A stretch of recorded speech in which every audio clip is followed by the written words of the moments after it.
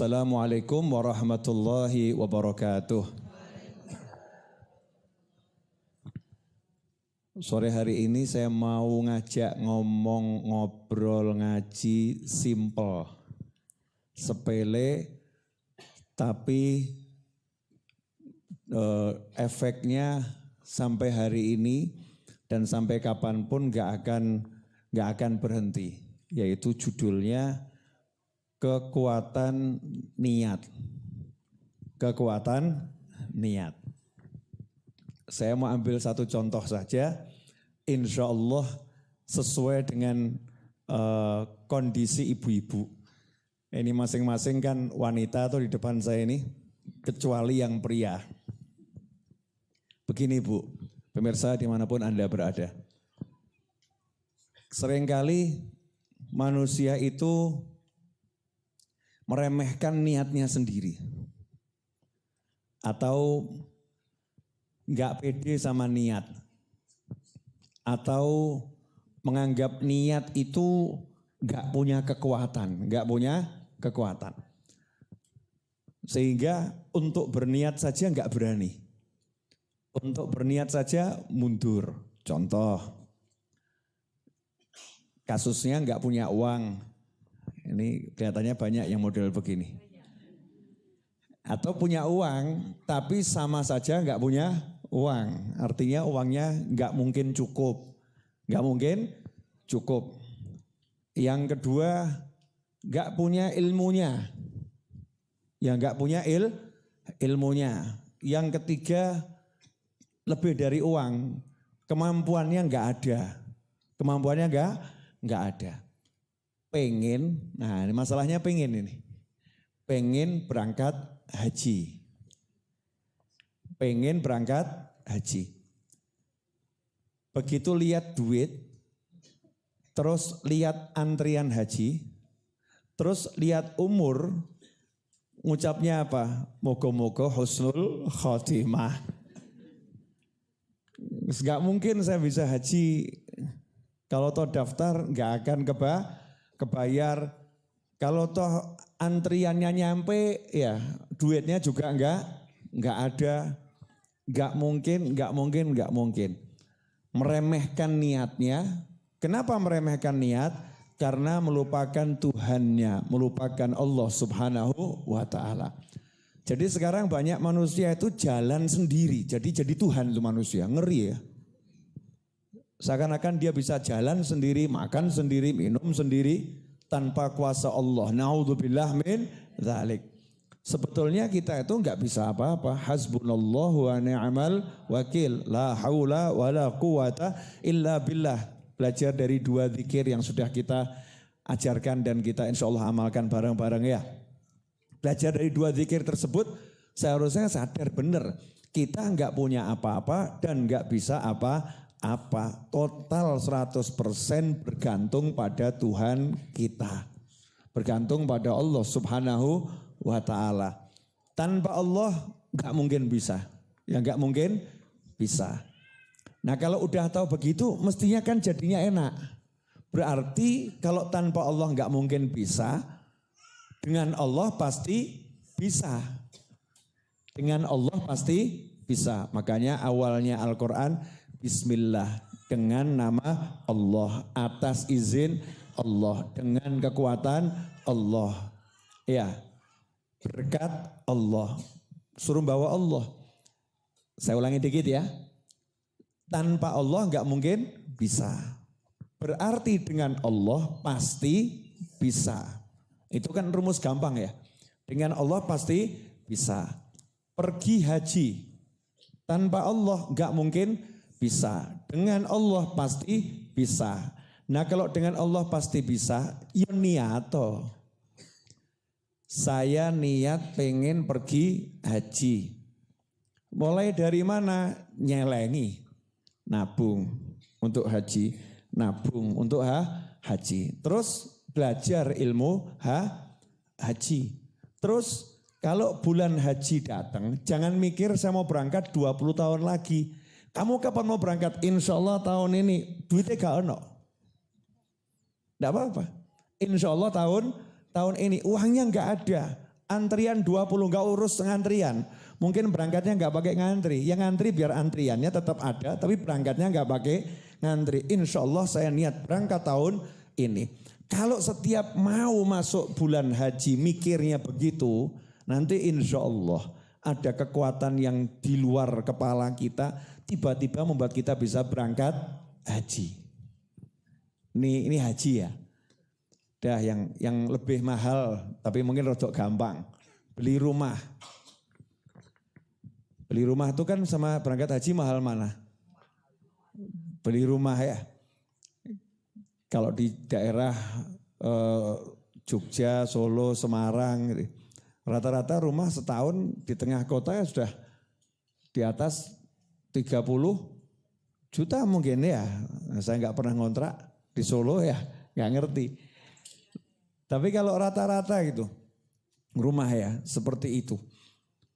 Padahal haji 31, 32, 35 juta. Saya nggak ngerti biayanya sekarang ya. Kurang lebih segitu ya. Kurang lebih segitu. Artinya ngontrak saja lebih mahal. Apalagi beli. Tapi orang lebih berani beli rumah daripada minggir berangkat haji. Kenapa? Berangkat haji ngantri panjang. Rumah sekarang ada duit insya Allah bisa beli. Betul ya? Rasanya beban beli rumah itu lebih mudah. Lagi-lagi lupa Tuhannya, lupa Allahnya. Yang diingat sama dia adalah masalah pokoknya duit-duit iso tuku omah. Punya uang bisa beli rumah. Enggak punya duit kamu enggak bisa beli rumah. Nah kalau mau beli rumah caranya gampang. Nomor satu cari dulu rumahnya. Itu namanya niat gitu. Niat cari rumahnya. Kalau niat tapi nggak cari namanya ngelamun. Itu bukan niat. Cari rumahnya. Ketemu rumahnya fotoan. Ya difoto. Setelah itu apa? Lus-lusen. Ya Allah.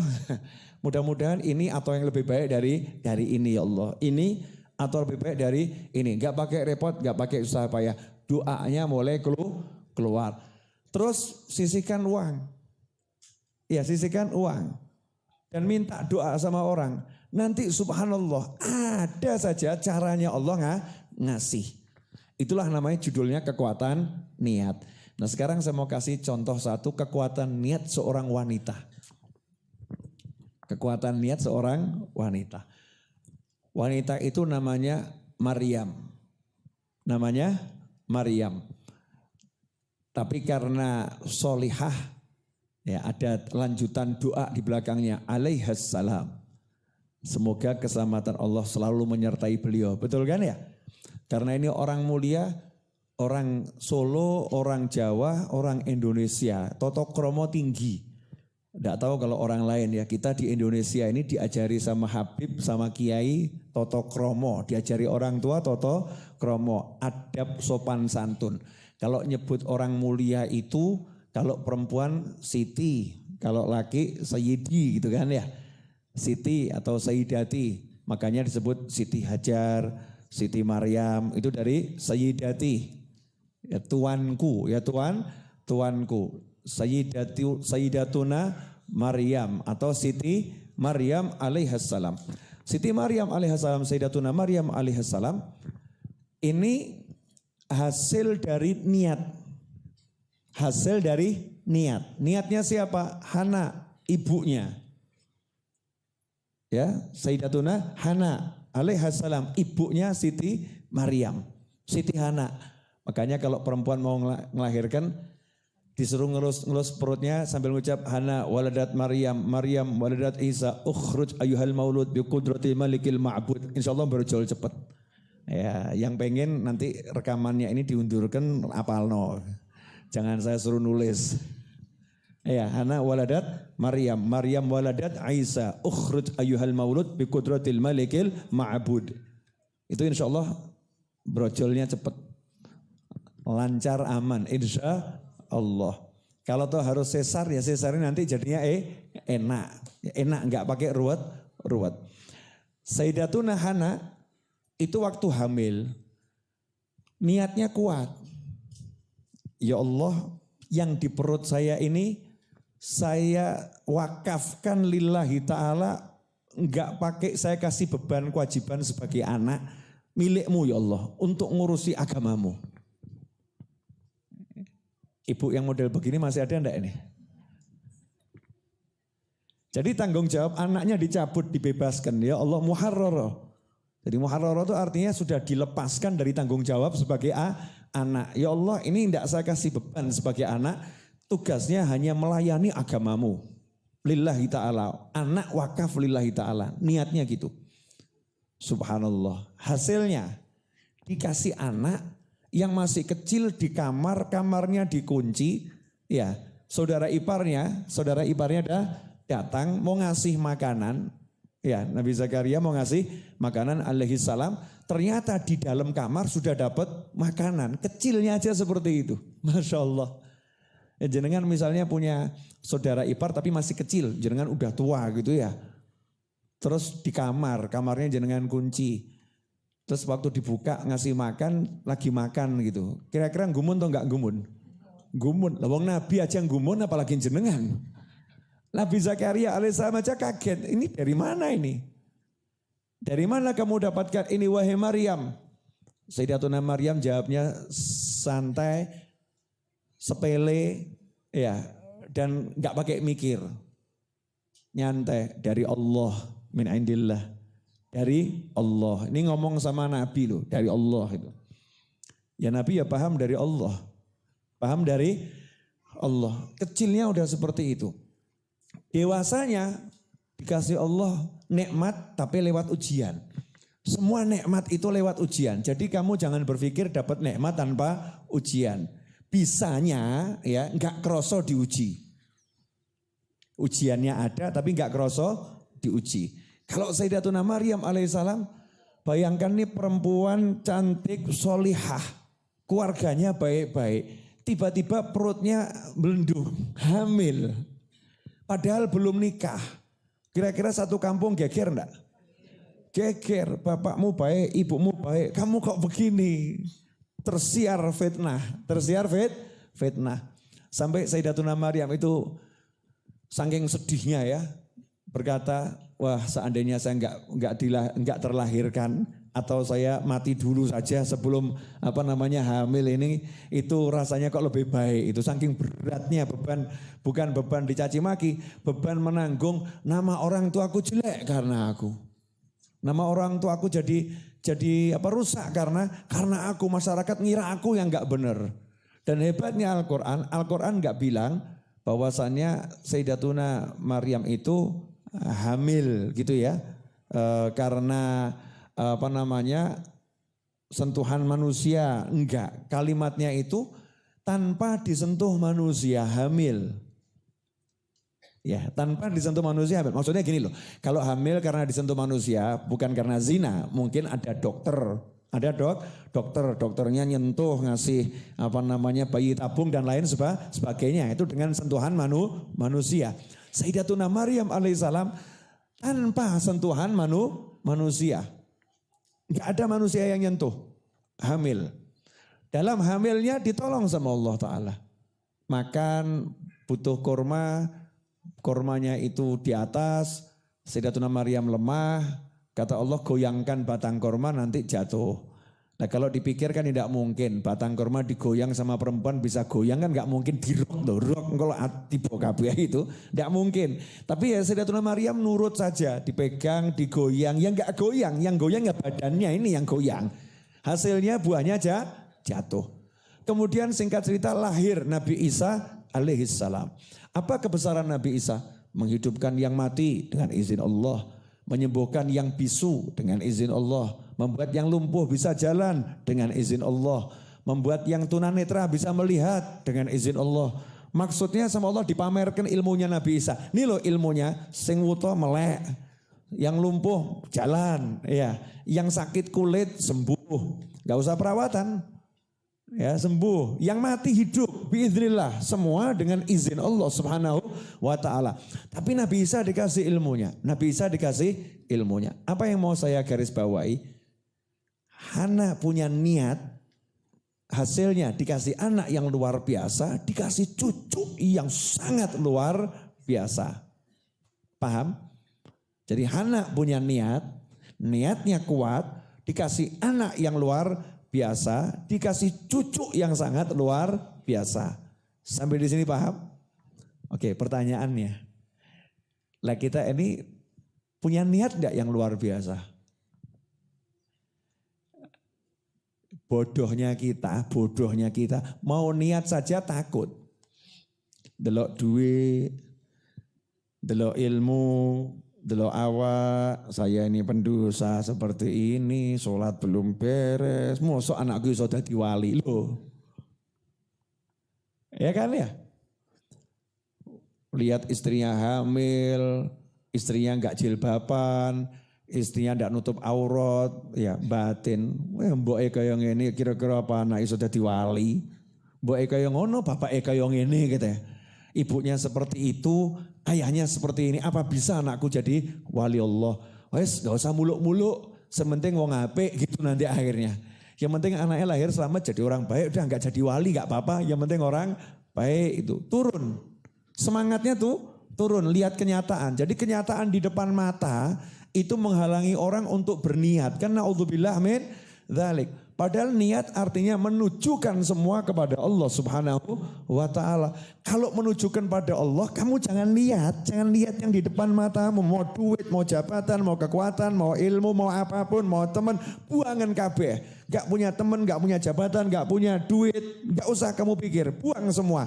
Kenyataan buang, lihat yang maha nyata, yaitu Allah Subhanahu wa taala. Lah kita sibuk lihat kenyataan, gak lihat yang maha nyata. Allah tuh nyata maha kuat, Allah nyata maha bisa, Allah nyata maha kaya, Allah nyata maha, tinggal niato, selesai. Ngono kok kakek mikir, gumun aku. Orangnya ya hadir juga. Paham ibu-ibu? Apa? Niat apa? Oh, yang kuat, yang baik. Contohnya ya tadi misalnya ibu-ibu kok di rumah nggak ada TPA, nggak ada majelis di kampung, nggak ada majelis. Niat, saya mau buat majelis di kampung. Usak kampung, wong edan kabeh, mau ambah HP. Saya salah satu orang gila di kampung saya Habib. Tapi saya mau buat majelis. Walaupun yang datang itu gila semua nggak apa-apa. Yang penting Habib gak gila Habib. Ya, misal begitu. Ini kan lucu jadinya. Orang punya semangat. Ya orang punya semangat. Orang kalau jelek, sadar dirinya jelek, merasa jelek, wali. Itu wali itu. Orang jelek ya, sadar dirinya jelek, merasa jelek. Itu namanya iktiraf. Orang ngaku itu, bisa ngaku nilai diri, itu sudah wali Allah. Tapi kelasnya wallahu a'lam. Kelasnya wallahu a'lam. Lah sekarang kan enggak kadang. Ngakoni dirine welek, gak gelem. Dielek-elek ngamuk. Kamu bodoh ya, kamu tuh enggak akhlak, ngamuk. Kamu tak menyinggung perasaanku. Lah ingat kayak ngono. Ya memang seperti itu kita. Kenapa kita harus tersinggung meskipun kita nggak boleh gitu. Tapi kalau kita dibegitukan kan harusnya ngukur dirinya. Oh iya betul ya, saya seperti itu. Iktiraf, ngakoni ya, ngakoni. Sekarang pertanyaan saya pada pemirsa dan ibu-ibu yang hadir di sini. Kira-kira anaknya diniati apa?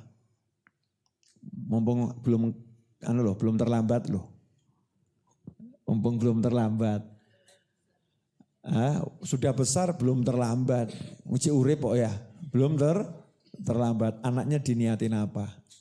Diniati anaknya, ya Allah saya mau anak saya nanti jadi misalnya. Gak harus ustadz. Anak saya jadi ustadz. Gak usah jadi ustadz. Tapi jadi wali Allah. Wali itu gak tentu ustadz. Gak tentu ustadz. Kadang ustadznya belum jadi wali. Lah yang belajar udah pangkatnya wali. Anak saya mau jadi wali Allah yang bisa ngabdi pada agamanya Allah. Ternyata jadi tukang sapu masjid. Kan ya luar biasa. Tukang sapu masjid zaman Nabi Muhammad SAW, tukang sapu masjid, mbok-mbok, tua, nenek-nenek meninggal. Dikubur Nabi Gelo SAW. Kenapa kok udah dikubur saya nggak dikasih tahu? Mana kuburannya? Diparani sama Nabi, disolati di kuburannya, didongakno. Karena ngabdi pada agamanya Allah Subhanahu wa taala. Jadi kalau ngabdi sama Allah tuh enggak jabatannya harus ustadz, enggak. Guru ngaji seperti beliau-beliau ini enggak. Ya beliau-beliau alhamdulillah ya. Kalau kita enggak mampu jadi beliau-beliau kan minimal yang ngambilkan sandalnya kan ya alhamdulillah toh ya. Moga punyai. Wah, bagian ngambilkan sandal gitu. Seperti Sayyidina Bilal radhiyallahu anhu. Bilal tugasnya ngetuk pintunya Nabi SAW, tok tok tok, ya Nabi sholat gitu kan ya, waktunya sholat dikawal ke masjid. Terus Bilal komat, setelah itu waktunya komat ternyata waktu Nabi Mi'raj SAW mengatakan, Bilal aku di surga kok dengar suara langkah kakimu di depan saya ya, kamu punya amal apa tuh? Masya Allah, ya batur tapi juragannya sampai di surga, baturnya ada di surga. Gak harus jadi ustadz. Kalau jadi ustadz dan jadi wali ya alhamdulillah. Ya kalau enggak jadi ustadz yang penting jadi wali Allah. Niat yang kuat. Nah tentunya niat itu bifi'alih muqtarinun bifi'alih. Ada upayanya. Ada upaya. Upaya nomor 1 dongakno. Doakan anak saja. Dongane duit terus. Anaknya enggak didoakan. Padahal duit sama anak itu kan mulia anak ya. Doanya buat duit kenceng, amalan buat duit kenceng, amalan buat anak gak ada. Rabbana hablana aja gak dibaca. Habis sholat aja baca itu abotnya luar biasa. Rabbana hablana min azwajina wa dzurriyyatina qurrata a'yunin waj'alna lil muttaqina imama. Coba kalau kita niat baca itu biar anak kita jadi anak-anak yang luar biasa. Sampai di sini paham Ibu? Duit. Sekarang anak, sekarang duitnya. Niatnya buat apa? Tak kasih tahu ya. Pengen enggak duitnya jadi banyak? Mesti cepet jawabnya itu. Pengen. Lah kalau niatnya kecil ya duitnya enggak jadi banyak. Kalau niatnya besar ya duitnya jadi banyak. Contoh, saya pengen punya duit biar bisa makan yang enak-enak. Makan enak gak kayak duit. Enggak banyak. Saya pengen punya duit biar bisa ngasih makan orang banyak yang enak. Wakeh itu duitnya nanti. Karena ngasih makan orang banyak. Niatnya kuat. Mulai temennya ditraktir 5 orang. Yuk ikut pengajian rampung bakso. Wah ini sudah mulai niatnya aja jalan. Niat dengan harta ini mau dibawa kemana? Diniati yang besar. Eman-eman, podo-podo punya kok, podo-podo punya. Terus handphone, simple nih handphone, handphone diniati buat dakwah.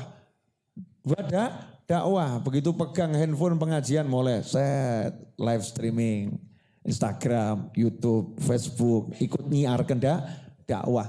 Itu nanti akan menghasilkan sesuatu yang luar biasa, kekuatan nih. Niat. Dan yang ibu-ibu sekarang duduk ini tempat ini. Cuman karena niat. Habib Novel punya apa tuh? Gak ada apa-apa. Belas. Gak punya apa-apa. Tapi niat alhamdulillah punya. Alhamdulillah punya niat. Dan alhamdulillah saya diniati. Tak kasih tahu ya bocoran. Saya diniati. Siapa yang niati saya? Kalau Hana ibunya Maryam, niati Maryam jadinya Maryam dan Isa alaihimussalatu wassalam. Bagaimana dengan kanjeng Nabi Muhammad SAW? Niatnya kanjeng Nabi untuk anak cucunya. Jadi kalau saya jadi seperti ini ya karena simbah saya niatnya luar biasa. Baru Hana manusia biasa perempuan niatnya kuat. Dapat Maryam, dapat Isa. Lantas bagaimana dengan Nabi Muhammad SAW? Nabi yang paling hebat, yang luar biasa. Bagaimana niatnya terhadap anaknya, terhadap cucunya. Makanya kalau kamu prasangka buruk sama anak cucu Nabi, sama dengan prasangka buruk sama kakeknya. Na'udzubillah min dzalik. Makanya saya tuh pede terus, simbahku gak mungkin keliru. Ya nabiku gak mungkin keliru. Pasti kakek saya punya niatan yang besar buat cucunya. Ya Allah kalau aku belum bisa beres, wujudkan niat kakekku untuk anak cucunya. Selesai. Niat. Kok jadi lihat saya gak enak semua kenapa nih? Kaget ya, baru sadar ya. Oh iya ya, betul ya. Kalau Hana hasilnya Maryam Isa. Lah kanjeng Nabi hasilnya seperti apa ya? Kanjeng Nabi hasilnya Indonesia ini. Indonesia Raya ini hasil dari niatnya Nabi Muhammad SAW untuk anak cucunya. Dulu negara kita ini yang masih pecah-pecah dari kerajaan sekian banyak bersatu menjadi negara kesatuan Republik Indonesia. Dulu sekali itu yang kenal Allah siapa? 0, enggak ada. Allah kirim. Bukan berarti 0 itu buruk ya. Enggak ada, orangnya baik-baik tapi hidayahnya belum sampai, yang ngajar belum ada. Sehingga dihukumi dengan hukum baik buruk. Kalau baik ya surga, buruk ya neraka. Kan belum sampai dakwah. Dikirimkan siapa? Cucu-cucu Nabi Muhammad SAW. Berubah Indonesia menjadi 80% kenal Allah Subhanahu wa ta'ala. Siapa itu? Niatnya Nabi Muhammad SAW. Terhadap anak cucunya dan niatnya terhadap sahabatnya. Hasilnya seperti ini, niat. Pertanyaan saya, lanjenengan berani enggak niat? Yakin? Niat